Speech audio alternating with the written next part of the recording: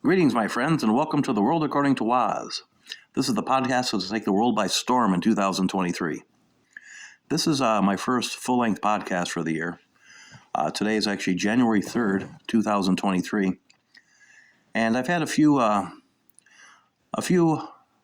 audio releases this year, the YouTube Shorts, and I'll have plenty more of those coming.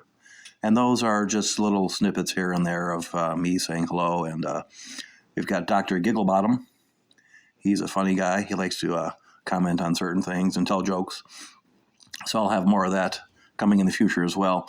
But The World According to Woz, when you see one of my files out on YouTube labeled as such, you'll know that that's what this is. This is me talking about what's going on in the world and giving you my opinion on things. And I want to start off by talking about the Twitter files. Now, these have been released over the past month or so, and I think there's had about 8 or 9 releases so far. And they're pretty amazing in what they show. Now, a lot of the stuff most of us suspected was happening. I don't think necessarily as much as far as the government is concerned. We obviously knew that there was censorship going on at Twitter and Facebook and other places. But we now have proof that not only was this going on, and there was a concerted effort to silence opinion that they didn't like, but that the government was also behind a lot of this as well. And that's what I find most concerning, the government involvement. Government is not allowed to censor speech. I mean, we're not talking about crazy stuff. We're not talking about things like child pornography, for example, which obviously I believe should be illegal and not allowed to be shown on Twitter or anywhere else.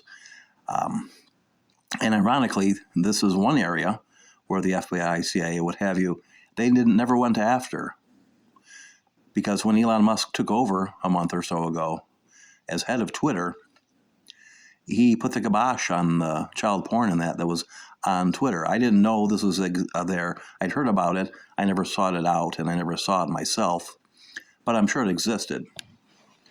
And the government knew it existed and did nothing about it. Instead, they were worried about people like you and me coming out and saying the election in 2020 was a scam, that Donald Trump was ripped off, that there were some shady things going on, and other things like that. The censoring of the Hunter Biden laptop story, the New York Post came out with that, and that story was squashed almost instantly.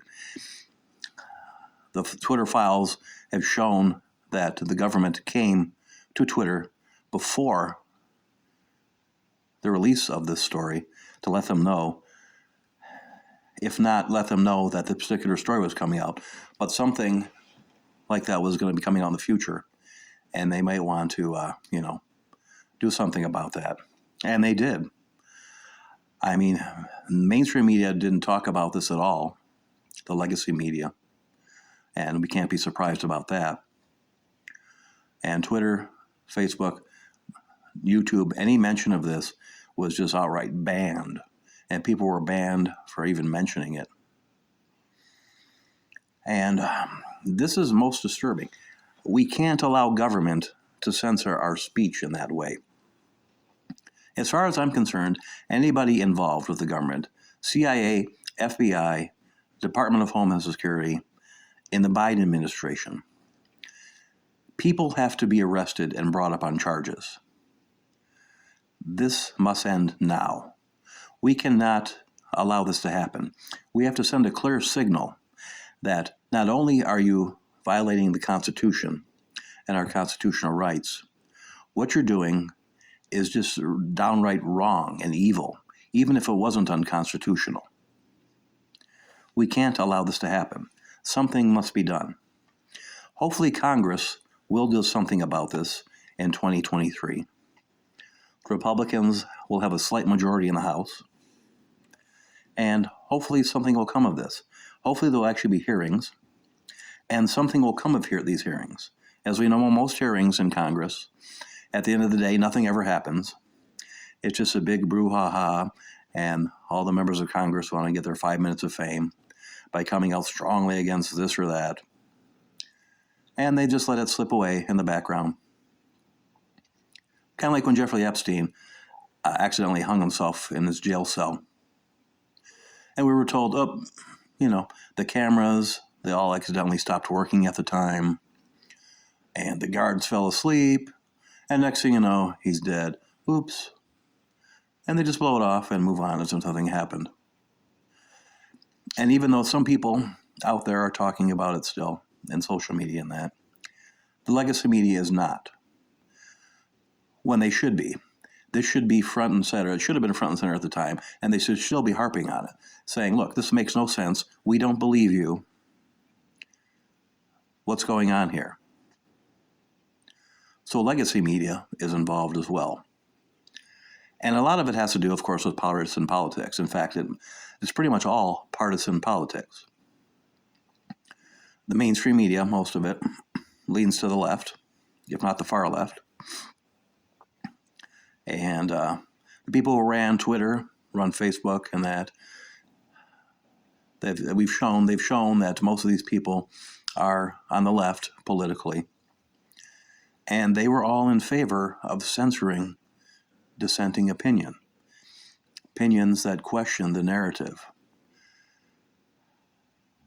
Now, I don't know how to feel about that in terms of a private company, if they were to do that. If you owned a company like Twitter, should you be able to do whatever you want in terms of allowing certain people to say certain things or banning other people? I mean, I lean in the favor of yes, you should be able to do that if you want to.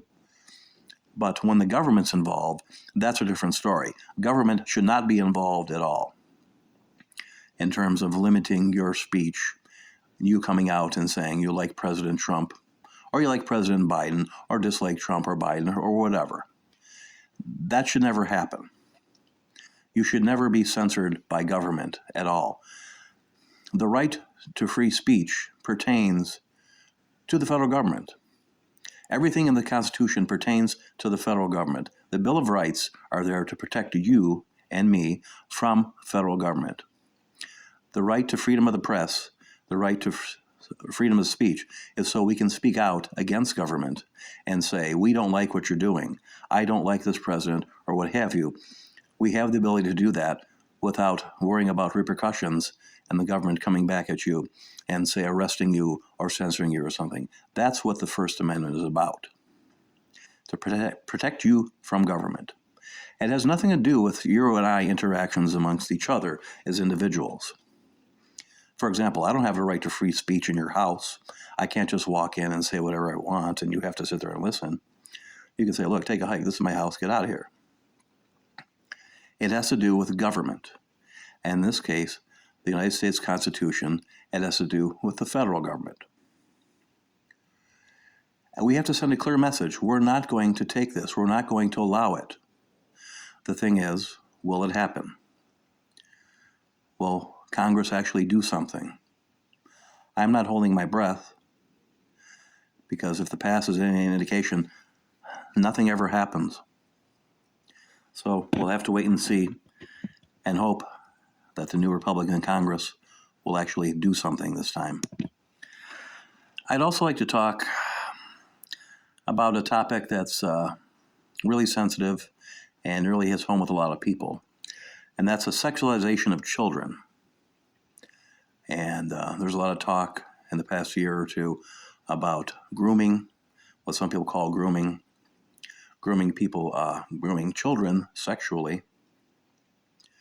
Apparently this is happening quite a bit in public schools. We have things happening, drag shows in like bars and that, where they're called family-friendly drag shows, where children are allowed. And we've got guys dressed up in drag, strutting around and doing whatever with little kids, in front of little kids. And, of course, the trans community is coming out and alleging that people like us are transphobic. We hate trans people. We hate gay people. That's why we're against this. It has nothing to do with that. It has to do with the sexualization of children. Even if these were heterosexual shows, and you've got scantily clad women up there gyrating around in front of little boys, or some male stripper out there with one of those little bikini type things they wear that are really tight, that barely cover their privates, gyrating in front of little girls. We'd be just as against that. It has nothing to do with whether these people are homosexual or heterosexual or transsexual, whatever. It has to do with sexualizing children. You don't do this in front of children. When it comes to adults, if only adults are involved, as far as I'm concerned, do whatever you want. I don't care. Now, when I say things like that, and that's part of me being a libertarian, it's not that I'm agreeing with what you're doing. It's not that I'm giving it a thumbs up. What I'm doing when I'm saying that, if there's only adults involved, and the adults who are involved in whatever they're doing are doing it willingly amongst themselves, it's really none of my business. And it sure as heck is none of the government's business. But again, this is not necessarily an endorsement of whatever it is that you're doing. I'm just saying there should be no law against it. There should obviously be a law against doing things like this with children. That we cannot allow it to happen. There's no way. I don't know how anybody, any sane person, can be in favor of this. And the same goes with what they call gender-affirming care for young kids, for kids, or even teenagers under the age of 18 that are adults, to where they can have basically sex changes. You can have your privates removed, altered, young girls having their breasts removed. How in the world are we allowing this to happen? I believe it's because there are certain adults involved in that particular child's life that is influencing him or her. No 5-year-old is going to seriously want to have a sex change. A 4-year-old, 5-year-old, 6-year-old, little kids, they play and pretend all day long. You can have a 4-year-old boy who thinks he's a car. That doesn't mean you take him to a garage and have a bumper installed on him. He's 4. He doesn't know what he's talking about. He doesn't know anything about the real world. He doesn't know any of this stuff. There's reasons why we don't allow children to do certain things. How on earth are you going to seriously say, my little girl thinks she's a boy, therefore we should do something about it and help her along in her transition into becoming a boy? It doesn't make any sense at all. This wouldn't have been permitted 30, 40, 50 years ago. Our parents, grandparents, great-grandparents, they would have squashed this instantly. They would have came out with the clubs swinging. But we've gotten to the point now where it's normal. So much so that even government is being okay with it. What in the world's going on here? I don't understand. Like I said, it's one thing if you're an adult. If you're an adult, and you want to have a sex change or whatever, I don't care. I don't care how you dress.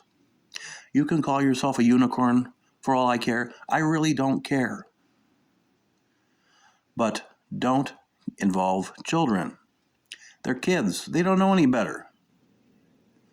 A little girl thinks she's a fairy princess. That doesn't mean she is. She's 4 years old. A little boy, because he's playing with his sister's toys, her dolls, doesn't mean he thinks he's a girl. He's 3. These people, get real here. And again, I believe this is adults who are doing this.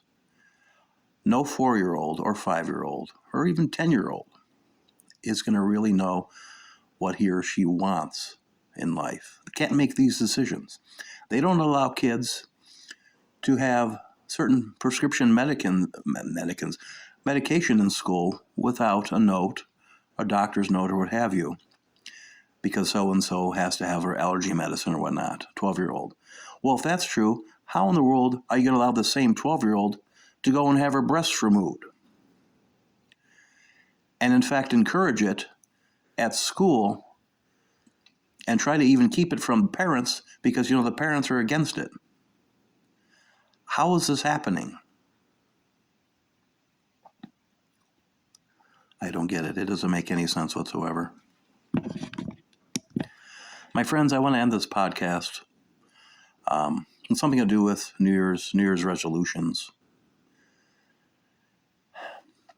I remember a story I read. It was on the internet. I can't remember, 10 years ago, maybe. It was done by Newsweek or Time Magazine or something like that. I honestly can't remember where I read it.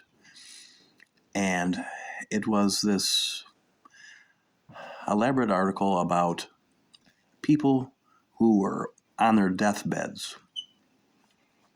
These are people who either are up there in age and, got to the point where it was their time, or maybe who was still a younger adult who got cancer out of the blue or whatever. They knew their time was limited. And this reporter interviewed these people. I believe it was over 1,000 people nationwide. She went to their homes, visited them in hospitals and that, talked to them. And what she was doing, this interviewer, she wanted to find out if these people had any regrets in life. And if so, what those regrets were. And I remember the top 2 regrets the people had. Number 2 on the list was spending so much time worrying about things that don't matter.